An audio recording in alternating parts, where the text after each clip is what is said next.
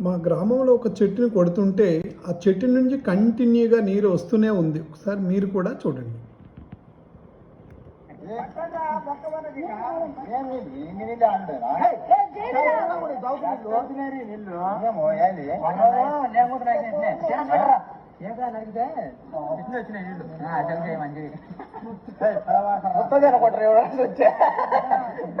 కడుకోండి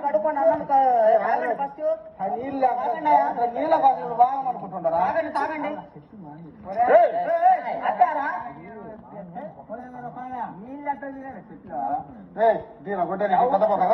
అడ్డ అట్లా